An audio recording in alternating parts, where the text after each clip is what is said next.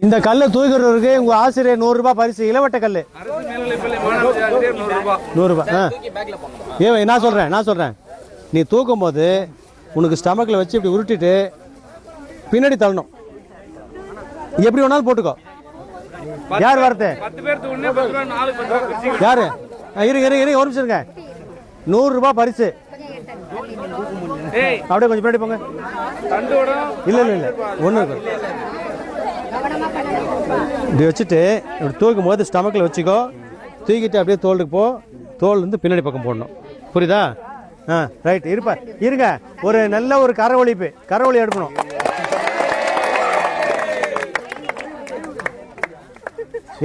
பொறுமை வைங்க.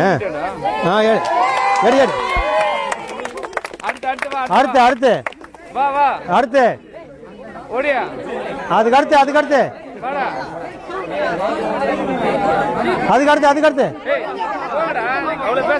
கணேஷ் வந்து இளவட்ட கல்ல தூக்கி சாதிச்சிருக்காரு. அந்த காலத்துல மாப்பிள்ளை சம்பா அரிசி கஞ்சி கொடுத்தாதான் பொண்ணு கொடுப்பாங்க இல்லையா? எதுக்காக அந்த மாப்பிள்ளை சம்பா அரிசி? எதுக்கு? உடல் வலிமை பெறணும். இளவட்ட கல்ல தூக்கணும்.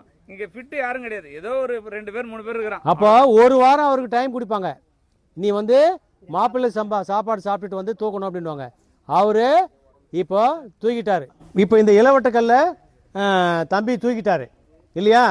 அதுக்கு வந்து நம்மளுடைய பரிசா நீங்க சொல்லுங்க சார். அரசு மேல்நிலைப்பள்ளி மானாமதி முதுகலை ஆசிரியர் வந்து பரிசு 6 ஏழுமலை அறிவிச்சாரு.